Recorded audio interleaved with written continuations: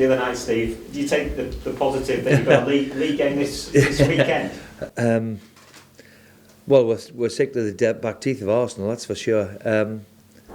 And it was a reminder of just what playing against the big teams are, that when you do get the opportunities, that you have to take them, and how clinical they are.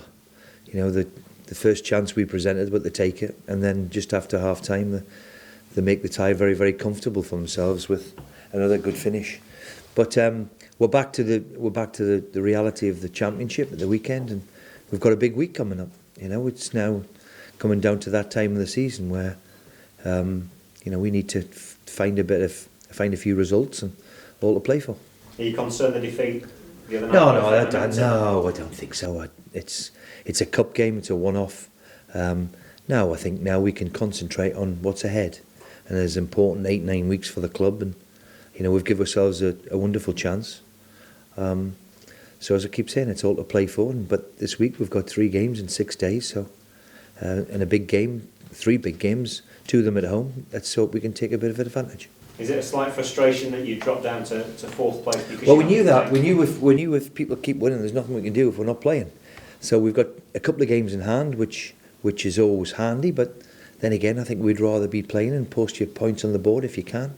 I think everybody would rather do that, but that's what's been thrown at us. You know, what our involvement in cup competitions has meant that we've got a couple of games to fit in. We've got a couple of games at home, so it is what it is. I keep saying that we've got a lot of games in a short period of time, but it's the exciting part of the season. And you know, MK Dons have done well of late. They've proved that they're capable of coming to places and getting a result. So it's never going to be easy.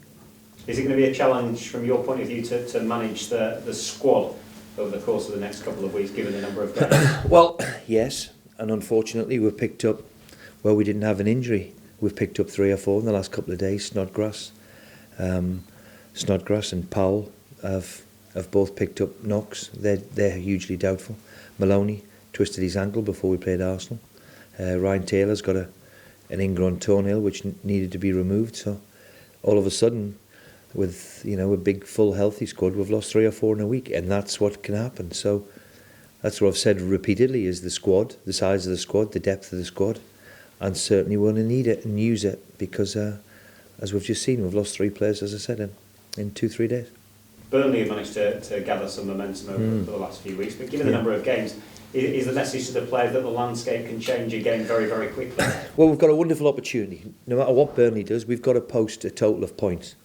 And it looks, 86 points has been enough in the last 10 years. Is it going to be enough this year? Who can tell? But it's for certain that you need that sort of amount.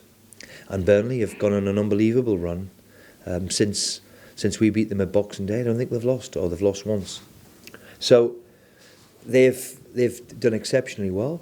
They've been on a great run, and it's up to us to try and catch them. We've got a couple of games in hand on them. We've got to hold on to them at the moment and make sure that gap doesn't get any bigger over the next few weeks ahead. The International Football Association Board have this week sanctioned a decision to trial video referral technology. Are you in favour of that? Yes. I think anything that can enhance us, I think we've got to be careful on where we draw the line.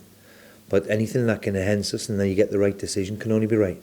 We've seen it used in cricket, we've seen it used in rugby league, we've seen it used in all sorts of sports now, which for me enhances the game. I think we've got to be a bit careful in football of exactly how far we go, but to get the right decisions, I think we're all in favour of that.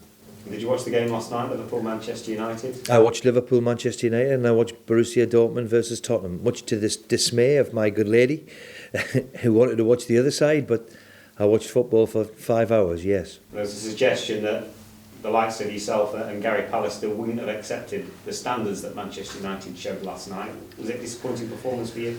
It was a long, long time ago, and I've got my own worries at the moment, but I've seen Pally in the crowd, and he's gone greyer than I have. But everybody with associated with Man U is obviously disappointed. If you've played for the club and you've played for it for a certain amount of time, then it still grabs a hold of you, and why shouldn't it? And I'm thinking all of us will be disappointed because of the nature of the defeat yesterday. But as I've said, I've got my own worries, and they're just as big as Man U's in my opinion at the moment.